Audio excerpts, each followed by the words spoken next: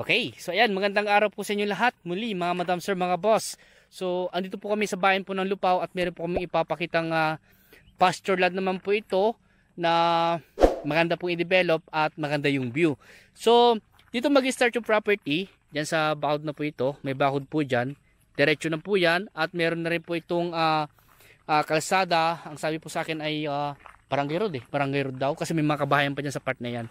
So itong property nito ay 2.6 hectare po ito na dalawa yung kanyang title at ito ay no extrajudicial. Kasama po namin yung may-ari po ngayon, yung mag-asawa, sila ma'am at sir, andyan po sila sa may sasakyan po nila. Kaya pag mag-viewing po kayo, pwede naman pong kotse, pwede rin pong ganitong sasakyan. Pero mas maganda yung ganito, yung 4x4, mataas yung pang ilalim.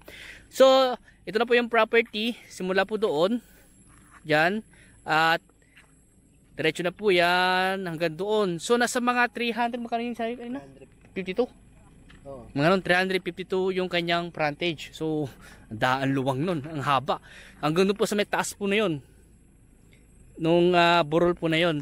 So ito po yung kanyang lot plan, papakita ko sa inyo. Ganito po yung shape, boss, pakihawak nga boss. Ganito yung shape nung kanyang lupa. So bali 2 titles. Ito yung isang titulo na merong sukat na 23,583 square meter. Yan po isang title. At ito naman po yung 2,665 square meter. Yan na po isang title. At ito yung kanyang, ito po yung Barangay Road o kalsada. Ayan po. So ipapakita ko sa inyo yung titulo. Boss, pakipakita ko yung titulo, boss. Ito yung ano. So ito po yung ito po yung 2.3 o 23,583. So po ito yung kanyang titulo. Xerox copy lang po ito ha. Pero hawak po nila sir yung original title, pinakita po sa amin kanina, hindi po nakasanla at wala pong annotation, wala pong encumbrance. Talagang malinis po yung kanyang title, ready to transfer na po at buhay na buhay po silang pipirma sa deed of sale. Ayan po. At ito naman po yung isa. Ayan po, 2,665 square meter. Ayan. So, malinis po. Wala pong annotation, wala encumbrances, hindi po nakasanla sa bangko. At ito nga po, pag mag-viewing po kayo, dadalhin po namin itong mga dokumento na to para makita nyo po. Ayan. So dito po may power line na po siya. Ayan, magkakabit na lang po tayo. At dito po ay meron po fish pan ito. Bali tatlo yung fish pan po niya, sabi ni sir. Ito yung unang fish pan pero nahati po dahil sa part po na yun, may bakod doon, nahati po siya. Pero mas maluwang yung part na nakuha ni sir dito sa part na ito. Ayan. So itong property po na to ay hili type po siya, para po siyang burol o burol po ganoon. Ayan. At maganda yung view, may ayan, overlooking pa po siya, may mga mountain view. At maganda po itong i-develop, pwede pong gawin as ano tawag doon, yung parang camping site, mga ganoon po. Ang maganda dito. At maganda rin i-develop kung gusto yung resort farm, pwede naman po. At meron din po itong nabubukid dyan sa part po na yan. Meron po siyang nabubukid. Sir, mga ilan yung area na nabubukid? Malit lang, no? Mga wala pang 1,000 siguro yung square meter. Mga wala pa po. Yan, dito pa lang po sa unang po namin, meron na pong mataas na part dito na overlooking siya at merong mountain view. So yung mountain view, yan po yung Mount Caraballo. At dyan lang po yung town proper sa part na yan. Siguro nasa mga 9 kilometers po o mga 10 kilometers po. At may konting rough road na dadaanan pero the rest po ay sementado na yung dadaanan po natin. And then, ang layo po natin sa T-Plex Carmen. Ang magandang po nito, exit kung sakasakaling galing po kayo ng Maynila, kahit Baguio. Yan po yung magandang exit po papunta po rito para wala pong traffic. Siguro wala pa sigurong kalating oras po siguro. Ayan. So, dito po yung yung isang fish pan. Ayan. At maganda rin po itong gawing rancho. Kung gusto pong gawing rancho, maganda rin po pag-alagaan ng mga baka, kambing, o kahit anong gusto yung mga hayop. Pwede po ito. At yung shape po niya, pinakita ko naman po sa inyo sa plano po yung shape po ng property na ito. Pero yun nga po yung mga muhon ay hindi na po kasi kabisado ni sir yung mga muhon. Kaya ang gagawin po natin dito, ipaparelocate na din po natin. Ayan. Pero si buyer na daw po ang bahala doon. Ang sabi nga po ni seller, sagot po niya yung 5%. Yung capital gain tax daw, pag hindi na tumawad, sasagutin daw po niya. Pero depende na rin daw po sa usapan nyo po yan. Kaya mapag-uusapan nyo na lang po yan. In case na mag-viewing po kayo, maganda po siguro isama namin po yung seller para makausap nyo po dito sa mismong property. Kasi sila lang po magdi-decide yan. At ano po ito, 5% lang po kami. Wala na po kaming overprice po doon. Para at least mabilis ang mabenta lang po yung property na ito. So, ang ganda pa po yan. Sabi nga po ni sir, sa mga 352 yung kanyang frontage po dito. Yan, so mahaba yung frontage at tahimik yung lugar at may bahay po doon. Yan po yung kabahayan sa part na yan. Kaya pag nag-video okay ka dito, kahit magdamag, walang magpipigil sa'yo. Ayan. So itong property na ito nga po ay located po dito sa bayan po ng Lupao, Nueva Ecija. Ayan po, Lupao, Nueva Ecija po yung property na ito. At boundary na rin po ito ng Umingan eh. Kasi yung bundok po na yan ay Umingan na po yan. Ayan po. Yan po yung Mount tawag dyan, Mount Amurong. Ayan, Mount Amurong. Ayan po. So libutin ko na yung buong property nito. Yung kung saan pala makakaabot, siyempre 2.3 hectare yan. At maluwang-luwang na property po ito. Kulang-kulang 3 hectare na po ito eh. Ayan. Tapos may mga tricycle dito. Talagang kalsada na po ito. Kasi may mga kabahayan pa po dyan sa part na yan, sa bandar yan. So ipapakita ko sa inyo po yung mga part na mataas. So ito po yung pangalawang fish pan. Ito po yung pangalawang fish pan. Tignan nyo naman po. May tubig pa po ngayon. At pwede kayo mag-alaga ng mga tilapia dyan. At may mga puno po dyan ng alibambang. Ayan po. At dyan sa part na ito, mataas to. Sakop pa rin po ng property to. Itong mataas na part na ito, sakop pa rin po ng property. So pupuntahan natin yung taas po niyan para makita nyo po yung view, makita nyo yung overlooking po niya. At siyempre yung mountain view po. Yan po importante na titignan po isa eh.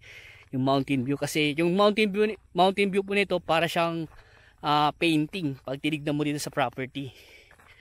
Yan po. Ganda. Maganda po ito. Campsite or mga farm resort, mga ganyan.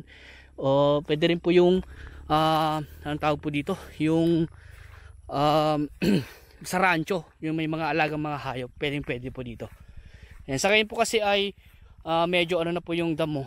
Dahil ilang araw na rin po kasi hindi nag-uulan.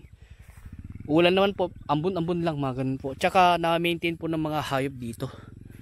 Ayan o, ang ganda yung natignan. Ayan po yung Mount Amurong. Yan po yung bulubundukin ng Caraballo. Yung part na yan. Tignan nyo po ito. Hinihingal na ako. Andyan po yung fish pan. Ayan. Andun po yung bukid. Siguro sa mga baka wala pang 1,000 square meter po yan eh. Yung nabubukid po nila.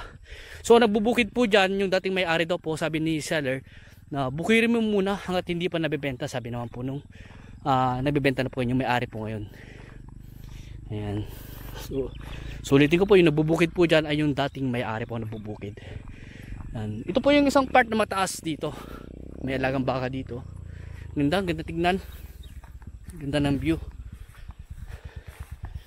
Ayan. Medyo dumidim lang po yung camera dahil hapon na po kasi. Siguro sa mga alas 4 na po siguro.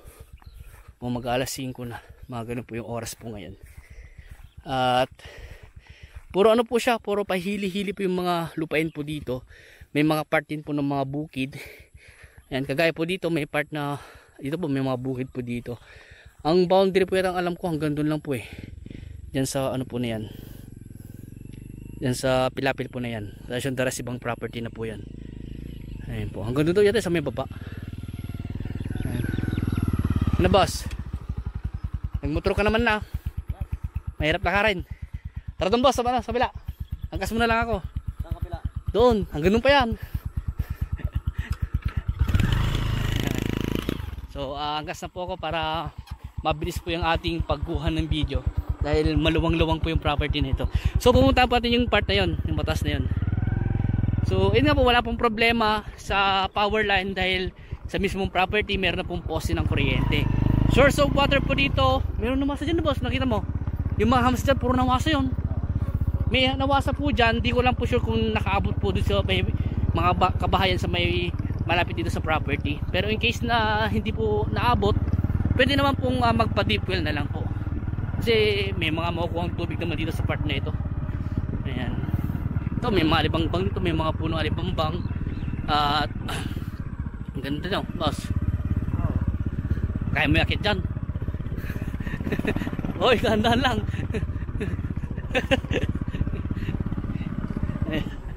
So dito na. Ayan. Ito yung isang fish pond, pero hindi ma-sure ni sir kung ano kung nakuha ng bayan o nahati yan. Kasi nung tinuro daw sa kanya, nung nag-survey sila, wala siya. So tinuro-turo na lang daw sa kanya.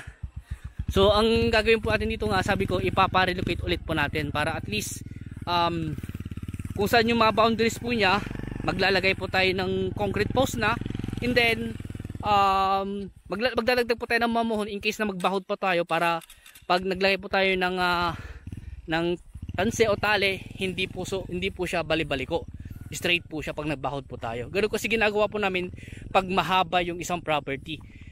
Kahit hindi nila babakuran, kung wala sa plano yung babakuran nila, naglalagay pa rin po kami ng extra na muhon para maisipan nila magbakod, hindi po bali-baliko yung kanyang bakod.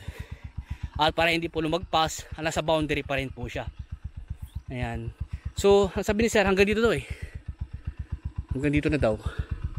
Kasi di ba yung sa plano, lumiit siya, no? Di ba?